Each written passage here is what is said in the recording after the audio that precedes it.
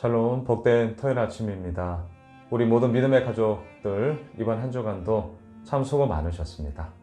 오늘은 사도행전 21장 27절로 36절의 말씀, 예루살렘이 요란하다, 이 제목으로 말씀 나누고자 합니다. 우리는 어제 사도 바울을 향한 예루살렘 교회 리더십들의 제안을 알고 있습니다.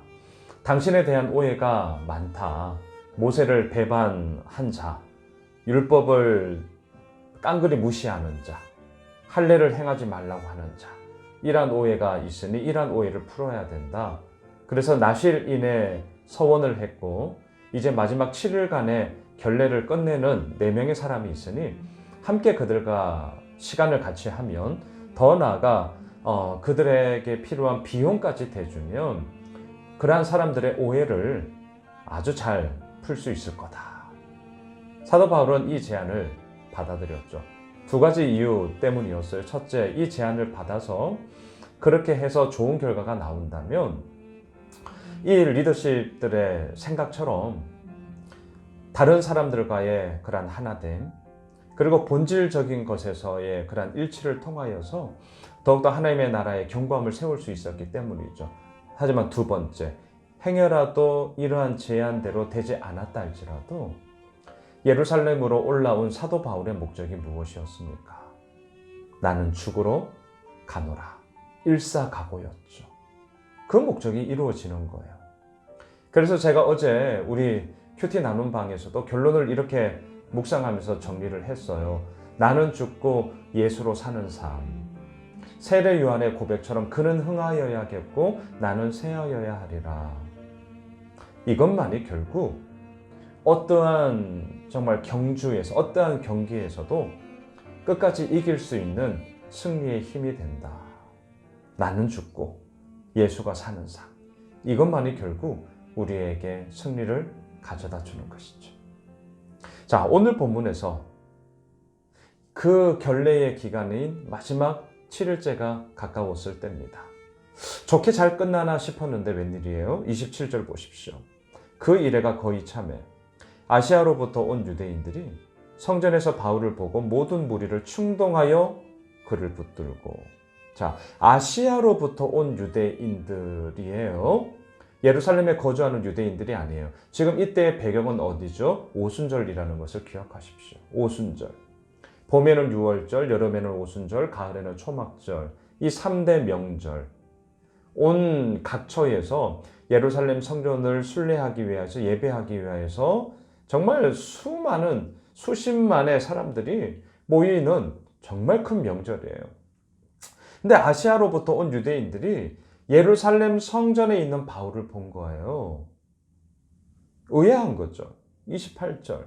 외치되 이스라엘 사람들아 도우라. 이 사람은 각처에서 우리 백성과 율법과 이곳을 성전이죠. 비방하여 모든 사람을 가르치는 자인데 또 헬라인을 데리고 성전에 들어가서 이 거룩한 곳을 더럽혔다 하니. 헬라인, 이방인이죠. 예루살렘 성전에 이방인이 올 수 없습니다. 그런데 사도 바울이 이방인을 데리고 왔다는 거예요. 더럽히고 있다는 거예요. 왜 이렇게 얘기했을까요? 29절. 이는 왜냐하면 그들이 전에 에베소 사람 드로비모가 바울과 함께 시내에 있음을 보고 이미 사도 바울을 봤다는 거예요. 이미 봤어. 예루살렘 시내에서 에베소 사람 이방인이었던 드로비모와 함께 거하고 있는 사도 바울의 일행이었겠죠. 왜 왔지? 이제 이렇게 눈초리를 본 거죠. 주시하고 있었던 거죠. 그런데 오해를 한 거예요. 착각을 한 거예요. 바울이 그를 이방인을 성전에 데리고 들어간 줄로 생각함이러라. 확인도 하지 않았어요. 어떻게 된 연유인지 묻지도 않았어요. 그냥 다짜고짜 자신들이 그렇게 오해하고 착각하고 있던 것을 이때다 싶어서 그냥 덮어놓고 붙잡아서 난리를 치는 거죠. 충동질을 한 거죠. 비방을 한 거죠. 왜요? 편견과 오해로 인하여서. 여러분, 이 편견과 오해로 인한 비방과 충동은 온 성을 소동하게 만들고 요란하게 만들었습니다. 30절 보십시오. 온 성이 소동하여 백성이 달려와 모여 바울을 잡아 성전 밖으로 끌고 나가니 문들이 곧 닫히더라. 자, 이 상황을 생각해 보세요. 막 난리가 났어요. 멱살 잡고 사도 바울을 예루살렘 성전 밖으로 딱 끌어냈더니 예루살렘 성전문이 탁탁탁 닫히는 거예요. 뭔가 좀 의도적인 게 보이지 않으세요? 우리가 충분한 이런 합리적 의심을 할 수 있죠. 사도 바울은 유대인들의 눈에 아주 가시였습니다. 유대교회에게 있어서 아주 가시거리였어요. 뭔가 책 잡을 것이 없을까? 뭔가 명분이 없을까? 아니, 명분이 있어야 되죠. 합리적인 뭔가 증거가 있어야 되죠. 그런데 아니나 다를까 난리가 났고 때는 이때라 사도 바울이 멱살을 잡고 막 사람들이 난리치면서 밖으로 끌고 가는 거예요. 이때 성전문이 닫혀버려요. 닫혔어요. 더 이상 연결될 수가 있는 여지가 없는 거죠. 말 그대로 닫아버렸어요. 그리고 끊었다는 거죠. 아주 상징적인 의미죠. 문들이 닫힘으로 인하여서 더 이상 소통이 되지 않고 더 이상 대화가 이루어지지 않고 더 이상 진전이 이루어지지 않길 원한다는 것을 아주 상징적으로 보여주고 있죠. 예루살렘 성전이 닫혀버렸어요. 여러분, 예루살렘 성전, 더 나아가 오늘날 모든 교회 닫히면 안 되죠. 열려야죠. 그리고 어느 누구든지 와야죠. 그게 교회입니다. 교회는 어느 누구라도 다 올 수 있는 곳이어야 합니다. 많이 배운 자도 못 배운 자도 많이 가진 자도 적은 자도 남녀노소 그 어느 누구든지 그래서 교회는 참 복잡한 곳이에요. 때로는 교회는 참 갈등이 많은 곳이에요. 왜? 나와 코드만 맞는 사람만 오는 곳이면 친목단체, 동호회가 되면 마음 잘 맞을걸요. 좋아하는 코드가 같잖아요. 취미가 같잖아요. 생각하는 게 같잖아요. 오히려 똘똘 뭉치게 될 거예요. 교회는 그런 곳이 아닙니다. 성전의 문들이 곧 닫히더라. 아니요, 닫히면 안 돼요. 어느 누구든지 다 와야 돼요. 갈등이 있죠. 아픔이 있어요. 하지만 그것이 두렵다 하여서 성전 문들이 닫히기 시작하면, 교회가 닫히기 시작하면, 교회 담이 높아지기 시작하면 주님의 몸된 교회, 하나님이 자기 피로 사신 교회의 그 가치됨이 이 땅 가운데 무엇이 증거될 수 있겠습니까? 안 돼요. 참 많은 생각을 하게 돼요. 자, 난리가 났어요. 성전의 문은 닫혔어요. 더 이상 관여하지 않겠다는 거예요. 이 31절. 그들이 그를 죽이려 할 때 온 예루살렘이 요란하다는 소문이 군대의 천부장에게 들리매.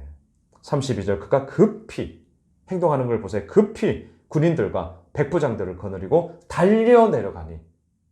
띄엄띄엄 걸어간 것도 아니에요. 여유 부리고 간 것도 아니에요. 달려 내려갔어요. 그들이 천부장과 군인들을 보고 바울치기를 그치는지라. 이때가 오순절. 로마 제국이 항상 이 유대, 이스라엘을 눈여겨보았어요. 아주 다른 민족과는 독특한 유일 신앙을 가지고 있고, 또한 이것 가운데서는 밀란도 일어나고, 이 여론들을 잘 잠재우지 못하면 로마 제국 전체적인 상황에서도 요란함들이 일어나기 때문에 이 특별히 오순절, 유월절, 초막절, 이 유대인들이 지키는 이 명절에는 치안을 엄청나게 강화시켰습니다. 소란이 일어나면 안 되니까. 이걸 기점으로 해서 쿠데타가 일어나면 안 되니까.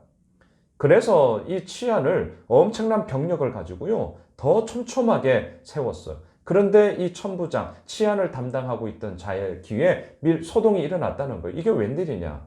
이게 더 커지면 자신의 자리마저도 위협을 당할 수 있어요. 그래서 급히 달려 내려가서 이 소란을 막은 것이죠. 그리고 결박을 하고 이제 영내, 자신이 관할 이 군대 안으로, 군대가 주둔하는 이 병영 안으로 이제 사도 바울을 이송하는 그런 과정이 이제 내일 본문 계속해서 이어지게 되는 것입니다. 말씀을 정리하겠습니다. 예루살렘이 요란하고 있습니다. 이 요란함의 이유가 무엇이었습니까? 편견과 오해로 인한 충동과 비방이었고요. 그리고 그 편견과 오해로 일어난 이 요란함은, 이 소동함은 폭행으로, 폭력으로 가득 찰 뿐이었어요. 하지만 사도 바울은 이러한 요란함 가운데서도, 이게 이제 내일 본문인데요, 무엇을 하고 있는 줄 아세요? 자신이 만난 예수 그리스도를 전하는 복음 전파의 기회로 삼습니다. 예루살렘이 요란하다. 무엇으로 요란해야 될까요? 편견과 오해의 요란함은 폭력과 폭행만 남을 뿐입니다. 예수 그리스도의 복음의 요란함은 삶의 변화를 일으키고 그 인생의 놀라운 터닝 포인트를 가지게 하므로 그의 인생의 놀라운 삶의 열매들을 맺게 하는 것이죠. 사도 바울은 이 기회를 오히려 복음 전파의 기회로 바꿈으로 인하여서 주님께서 이루고 아버지께서 허락하여 주신 그 사명을 감당하는 모습으로 나아가고 있습니다.